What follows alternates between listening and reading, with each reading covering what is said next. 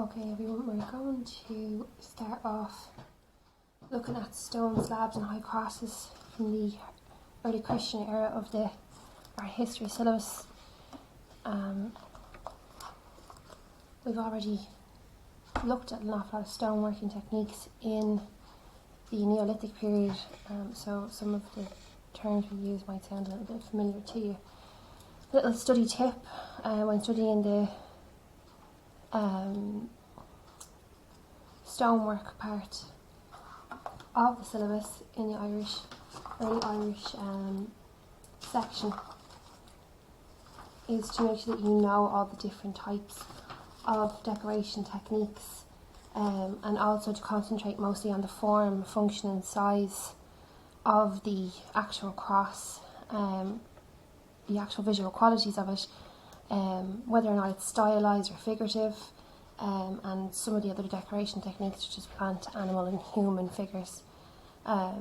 Also another thing to note would be the religious symbolism that I've seen throughout all of this, and also the different approaches to decoration and different motifs. There's obviously a massive influence from Latin, which you spoke about before, in that there is an influence in from the Mediterranean, which we spoke about briefly before.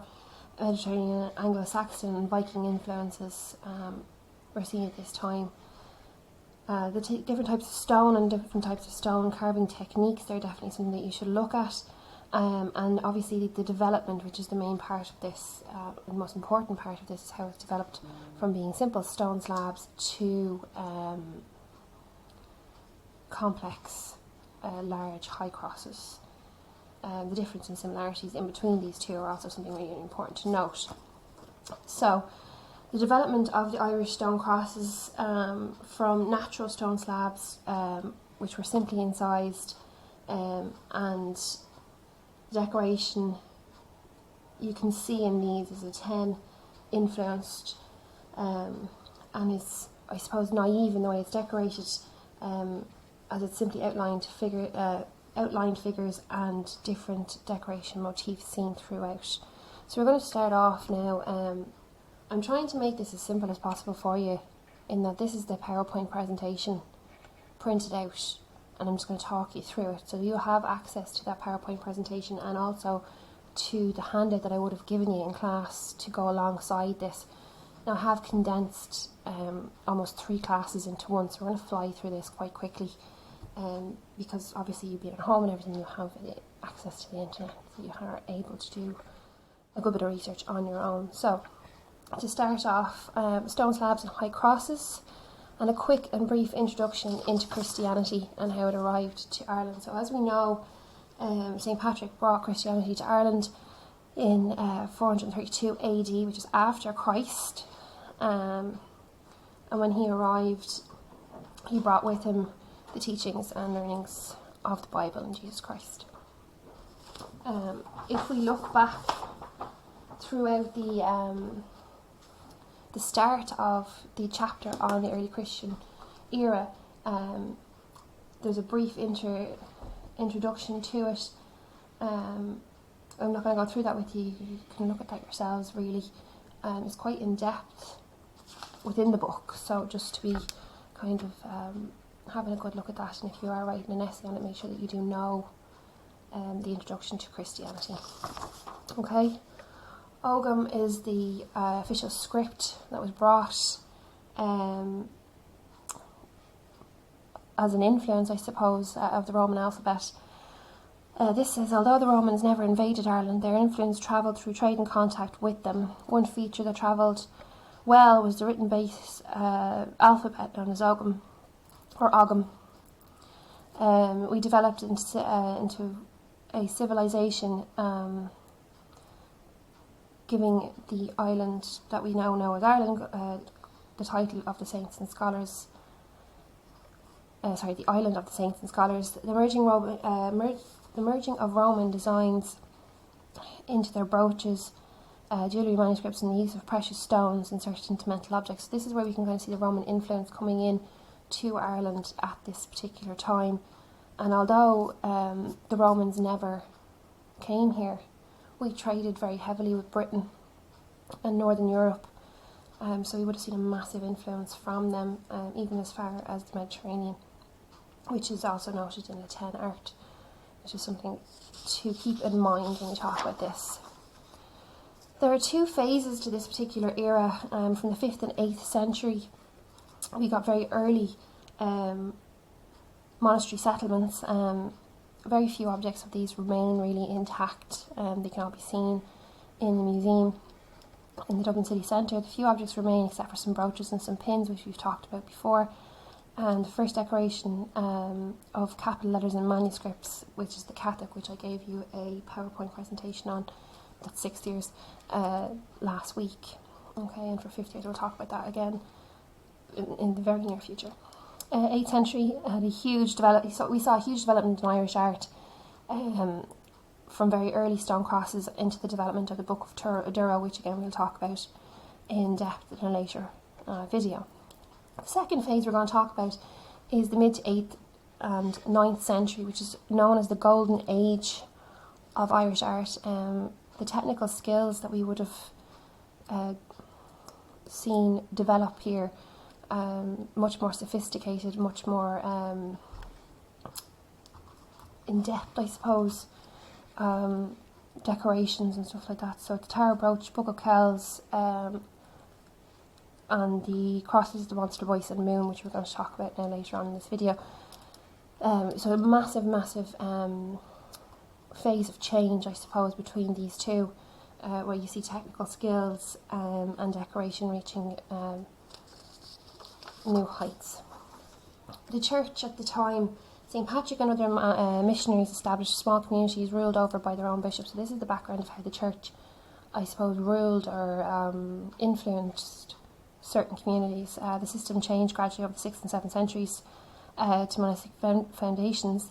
The result is a church organisation, which I suppose recognised as an authority. The abbot of the monastery more than the bishop of the diocese. So basically the abbey of the monastery had more power than the bishop at the time. Abbots were usually laymen, and the monastery was usually passed down from father to son. The monasteries also became places of learning, and endless days were often spent at the art of manuscripts, again, which we'll talk about in the near future. These would have been massive places for people to go and learn new skills, learn writing, reading, learning about religion, learning about their faith, people changing faith. So this would have a massive impact on how people lived their lives at the time. Abbots had a high social standing and strong connection with the secular rulers who lived in Ringforts and Rats and Cronogues. These secular rulers were their patrons to the arts for hundreds of years.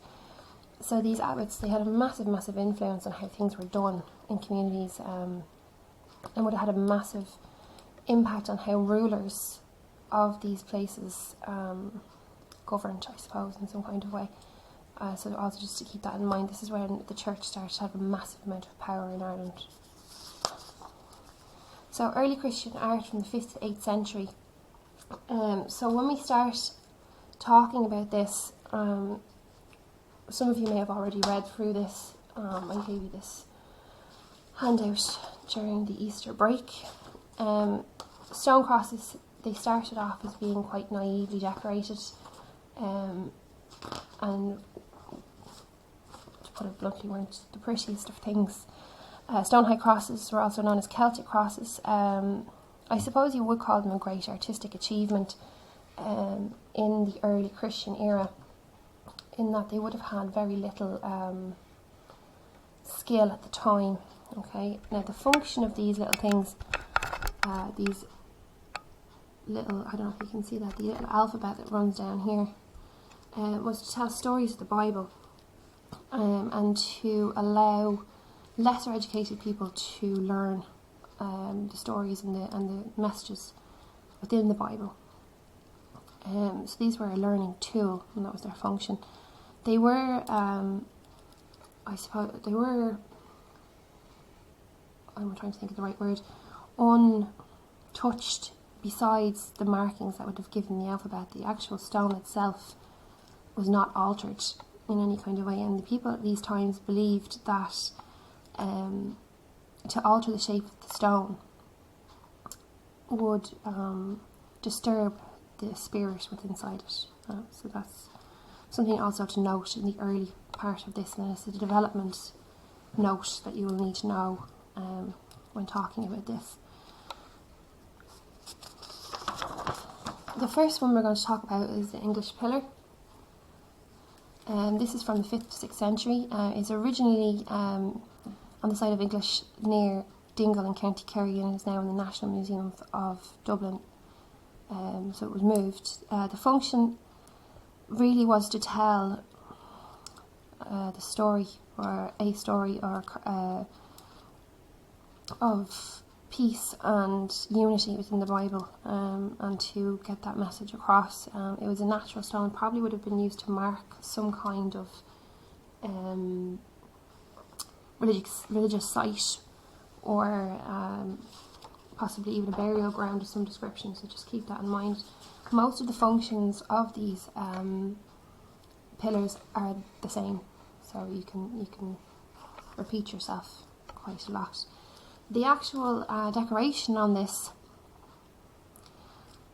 well, the actual stone itself is in its natural shape and is not altered. We talked about that already. It's rectangular in shape, it's tall, and it's approximately 3 foot long. The decoration, you can see on it, the Greek cross, the Maltese cross, which is there, surrounded by a carved line, exposes the rough stone underneath. So these areas here are in relief. Okay, so they're stepped away from the surface of the stone. This particular way of decorating is known as dressed, okay, and it's a stonemason's term. The swastika, which you can see there, most people associate this symbol with Nazi Germany. The swastika is actually an ancient symbol for resurrection and rebirth, and represents the movement of the sun. The spear pointing up underneath the Greek cross may be a reference to the spear that killed Jesus Christ, or that he was stabbed with, and the ogam at the side is carved in there in both sides of the actual stone slab. So in the reverse side there is actually no decoration. The carving technique that was used, incision, used a metal tool of some description. So the Dublin slab is the 5th century again. At the very start of this era in County Mayo, you can see that this stretches all along the coast, the west coast of Ireland. The function of this, again, to spread the word of God, the teaching the stories of the Bible and the death of Christ, which we'll talk about in a second, and symbolises the movement into Christianity, yet still respects pagan belief, which we'll talk about again in a second. The form and structure of the stone pillar, again in its natural form, as we've seen before, and is not altered. The decoration lines used to describe Christ's figure. You see Christ's figure there. Either side of him stands a soldier with a spear. So this obviously represents the crucifixion of Christ.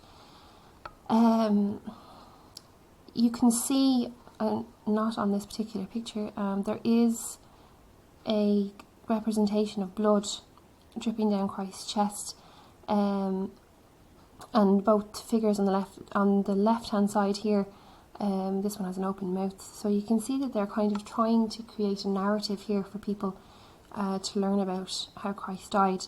We can also see a little bit of paganism still very much evident here in the spirals used to symbolise Christ's joints, okay, his hips and on his torso. His hands are quite naively done. They're kind of a little bit like wings. I don't know if that's on purpose or not, but take from that what you want. The legs, the feet are faced out like this, which I suppose in some ways demonstrates some kind of understanding of three-dimensionality, 3D figurism. The reverse side of this, which you can see over here, you see again the pagan motif of the Greek cross. Again, this is when paganism and Christianity were kind of battling with each other. So just to keep that in mind, it's another development that you need to concentrate on. Again, carving techniques, incisions using metal tool. This is linear art only. Okay, this particular side where Jesus is represented is the east view, which means when the sun rises it would hit this particular side of the slab. Moving on, this is an illustrator's representation of the Jesus side of it, the east side of that slab. Just have a quick look at it there. Oh, this is the same, exactly the same information, just condensed, and this gives you a much clearer picture of the decoration on stone. The hand-milled cross. This is a massive development from what we've seen so far, in that it's much more heavily decorated, much more of a complex decoration seen in this. We also see a massive development here in that the stone itself, the actual slab itself, has been altered. So that whole belief of the spirit from the stone cannot be altered is faded, and you can see that there. The background and the history of this, slabs and pillars are no longer left in a natural form, but they are untrimmed, which means they aren't exactly perfect, but they now have a definite form, and that form is a cross. Incised and engraved in low relief, Christianity is now settled in Ireland fully. The outer form of the stone is now being carved into the cross shape. So this is the very start of when we see high crosses kind of being developed, and a massive influence of manuscripts seen here in the intricate interlaced designs. The first arms of the cross can be seen here, but only to protrude slightly from the actual stone itself. Beautifully complicated and powerfully decorative. It is a Greek cross. It is still a pagan motif, but it is being developed very much into a representation of the Bridget's Cross, or St. Bridget's Cross. I don't know if any of you ever made them in primary school. I don't know if they do that anymore. But it's an interwoven weave-like cross. The interwoven strapwork, like basket weaving, is 4 broad ribbons stitched together or plaited together in a complex interlocking pattern to form a cruciform shape. May have aided the cross's function in terms of its visual kind of aesthetic, and how people would have been drawn to it because it was so beautiful, and then they were there and they would have listened to the stories of Christ involved in it.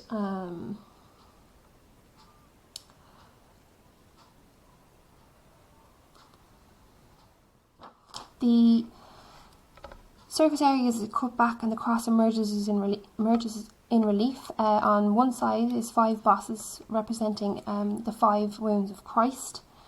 The raised plain border that you'll see around it, just to define it, I suppose. The 2 figures either side, here and here, I don't know if that's that clear, it might be on your computer screens. There's a figure either side of the cross, standing in profile. They have hair, eyes, mouths, nose and shoes, but no arms, so they may have been wearing some kind of cloak. They are unidentified markings on these actual figures, so the cloaks themselves that they are wearing are decorated also. Just a quick overview on that. The further development from the Divilland slab. This is the first cross to be cut into a cruciform shape. Both abstract and figurative art is used in its decoration between 600 and 800 BC, and is in Buncara in County Donegal. The function again of this is to spread the word of God to people who would have been unable to read at this particular time, and would have delivered teachings at that time to mass gatherings around this stone. It also marks the site of a monastery founded by St. Columkill. Form and structure of the stone's original state has been altered. The top of the stone is carved into a rounded point, you'll see there, On each side, the shallow bumps protrude, suggesting a cross shape. So they were being a little bit cautious here. They weren't fully committed, I suppose, to the development of this cross. It is approximately 2.1 metres tall, and again, incision was used, and extremely skilled craftsmanship here. Okay, so moving on to high crosses. The general form and shape of a high cross is easy to learn. I'm going to pop an example here in a book to show you. So this is your typical, for want of a better word, high cross. You have on the top a capstone, you have the cross head, you have the shaft of the cross and the base. Here you have the arms, 1, 2, 3, technically 4, and then a wheel which connects into all 4 arms and the shaft itself. Okay, so this is a typical high cross. Okay, the bottom of the cross is Italian and mortise style construction technique. We'll have seen this before in the brighter collar, for example. So this is not new, but it is in stonework. But this is a typical locking technique. So most high crosses have a very distinct shape of a ringed Celtic cross, and they are generally larger and more massive and feature more figurable decorations than those elsewhere. They probably have more often survived as well. Most recorded crosses in Britain were destroyed or damaged after the Reformation. So in Britain you wouldn't really see much of these. They're more prevalent in Ireland. The ring itself here served actually to strengthen the head of the cross, or the cross head, but very soon after this it became quite decorative and used for that. Also, if you think about everlasting life in a circular form, may have also had something to do with that. The high crosses were a status symbol, either for a monastery or for a sponsor or patron. They were also known for their preaching crosses, again, the function of them to teach. The very early 8th century crosses had only geometric motifs, but from the 9th and 10th century on, biblical scenes were carved into the crosses. There were no crosses made after the 12th century, until the Celtic revival, when similar crosses began to be erected in various contexts. Okay, so you see a massive gap between the 10th and 12th century, where very few, if none, were made.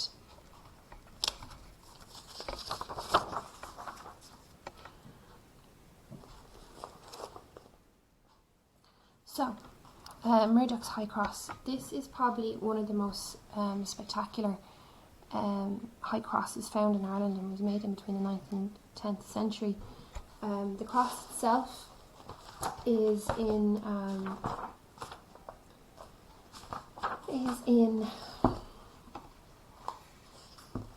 Monster Boyce, excuse me, in County Louth. So not really actually that far from Dublin.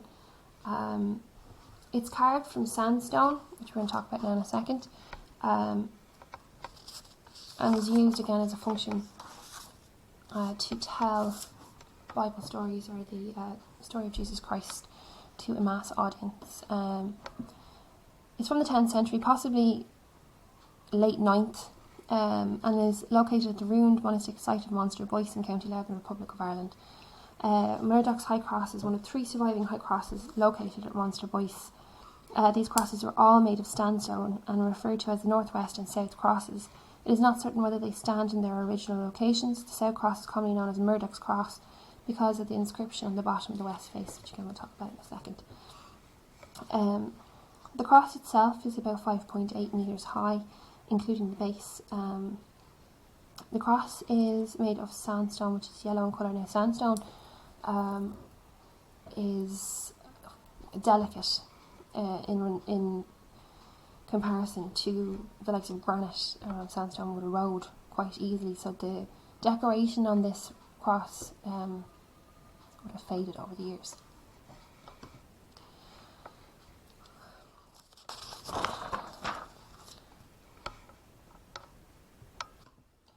So every bit of this cross is decorated, almost every inch of it, and divided into panels, which are decorated with carvings. The carvings are remarkably well preserved. However, they certainly would have originally been much finer detail. We talked about the sandstone being easily eroded over time.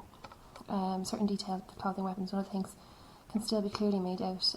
Biblical themes dominate the carved panels, although there are pieces which feature certain geometric shapes and interlace ornaments.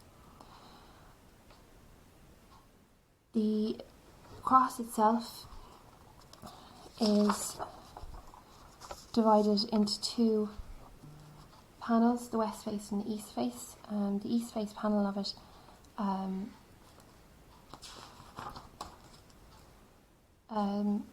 shows Christ at the centre, noted here, and is the Last Judgment. So you'll see underneath Christ here in the centre, and the story of the Last Judgment on either side. It contains 45 figures in total. Jesus standing holding a flourished scepter in his right hand, and the cross, the resurrection, in the left. On the head of Jesus Christ is a bird, possibly a phoenix, the symbol of resurrection. And at the foot of Christ is a kneeling figure with an open book over his head. This likely represents the angel holding the book of life. On the right side of Christ is David enthroned, playing a harp, upon which the Holy Spirit rests in the form of a dove. Behind that, there is a choir of angels playing instruments, and on the left side of Jesus are the lost souls being driven away by Christ into the devilish centre. The devilish creature holding a trident. So, typical of the Last Judgment, which we see represented across art history. You might recall Michelangelo's representation of this. Each panel is extensively decorated. You'll see there close up. Jesus in the centre holding the cross. The devil, the damned, and the souls that are obviously going into heaven. On top of this, around the ring, you'll see decorated bosses, and either side, in the centre of the cross, or in the centre of the circle, is the interlaced decoration.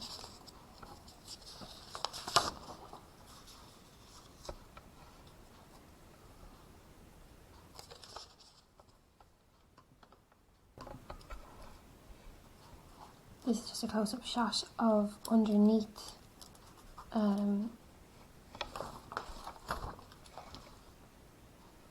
the east side of the cross, where you can see St. Michael, the weighing of souls. Sorry, this should be here. The weighing of souls, which is here, and the panels underneath, heavily decorated. You can see the figurative carving happening here, proportion being used, quite realistic for the time. Also note the representation of objects and the figurative decoration used. The west side of Murdoch's cross, again heavily decorated. The central panel of the ring depicts the crucifixion of Christ, Christ on the cross. He's fully clothed, which is normal in European representations of crucifixion at this time. His arms are stretched out straight and horizontal. The lance bearer and the sponge bearer are placed symmetrically on either side of Christ, here and here, as told in the Bible. Oh, I didn't do that. On the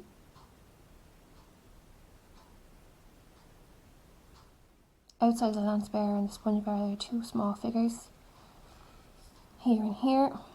A man and a woman. The man is kneeling on one knee, and they are probably to represent Jesus' parents, Mary and John. The panels on this particular side of the cross obviously tell the story of Christ. You can see it in full there. The top, the capstone, the crucifixion, and then 3 different panels. All different shots of it there. You can see the interlaced panels on either side. The panels in detail now,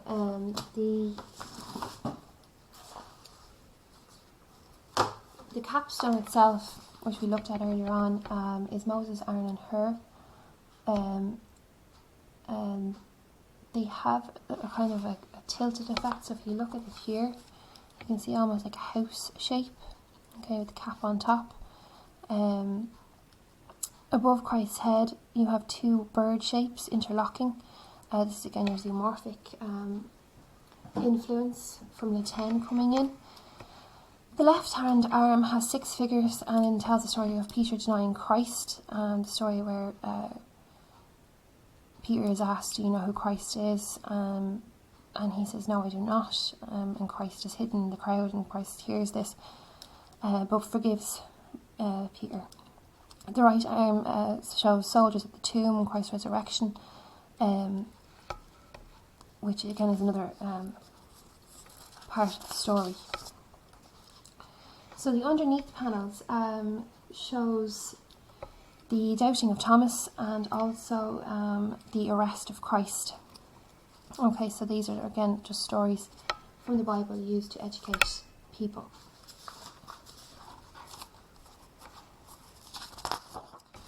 At the very, very bottom of the west side of the Murdoch's cross, you will see a pair of cats.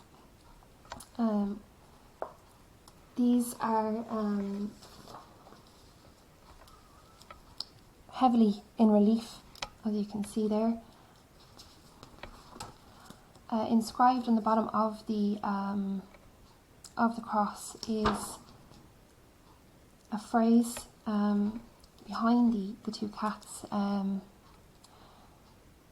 which means pray for Murdoch, who had this cross made. So that's inscribed in the back there, behind the highly relieved cats. So the next cross we're going to talk about is the Heaney cross. The Heaney is a place in County Tipperary, near the Kilkenny border. Its dimensions, there are two crosses, the North Cross and South Cross, 3.65 metres tall or 3.35 metres tall. 2 sandstone crosses are impressive and both date from the 8th to 9th century and are among the earliest known ringed high crosses. These crosses reproduced in stone that would have been patterns in early wooden crosses, complete patterns that mimic the metalwork that would have been found at that particular time. While later on, as we've seen in the Murdoch's cross, detailed biblical stories would have been told, but these were just intricate interlaced designs, and can be seen on nearly every single surface. Again, you have the 5 bosses, 1, 2, 3, 4, 5, indicating the 5 wounds of Christ. Now, the cross at Moon. In Moon in County Kildare, this stands the 2nd tallest high cross in Ireland, the shape of which is quite unique. The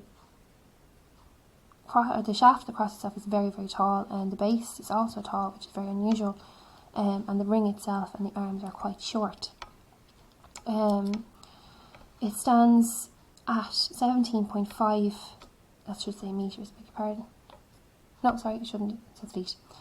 The cross has been erected inside the ruins of a medieval church. The theme of the cross is the help of God and how God came to the assistance in their hour of need. Some of the stories that you'll see there are Daniel in the lion pit, and the 3 children in the fiery furnace, and the miracle of the loaves and the fishes amongst the scenes depicted in the panels of this cross. The monastery is believed to have been founded by Saint Palladius in the 5th century and dedicated to Saint Columkill, who you'll see pop up quite a lot in this era. And this particular cross is carved from granite, not from sandstone, so its structure would have lasted an awful lot longer. Just to highlight some of the panels that are found in the cross of the moon, the very, very bottom of the base, you'll see the 12 apostles carved in the west side, just below the depiction of the crucifixion. And then on the opposite side, the temptation of St. Anthony and the 6-headed beast, which is there again, your zoomorphic. You can still see a little bit of paganism kind of floating in there with your spirals. The east face, again showing Daniel in the lion pit and the sacrifice of Isaac. Okay, so you see Daniel there in the pit with the lions, and the sacrifice of Isaac there. You can see a man sitting on a throne, and poor Isaac leaning over, about to get his head chopped off. And on the south side, the miracle of the loaves and the fishes, and then the flight into Egypt. So that is the end of that lesson there. I hope you found it helpful. The question that I have asked you to look at is: the coming of Christianity to Ireland prompted significant development in stone carving. Discuss the statement in reference to the example illustrated in your handout. In your answer, refer to the form, structure, imagery, decoration and stoneworking techniques, and briefly discuss the function of stone slabs and crosses. Now, in this question, you can choose to talk about any particular cross in depth, but make sure that you are answering the question about the development. So you will need to talk about more than one cross and the development from stone slabs into high crosses as your intro into your main body of text, and then describe in detail one of the high crosses that we talked about. So make sure that you properly read the question and answer everything that's being asked of you. If you have any questions about this, you can instant message me on the Teams app, and this will be due next Tuesday.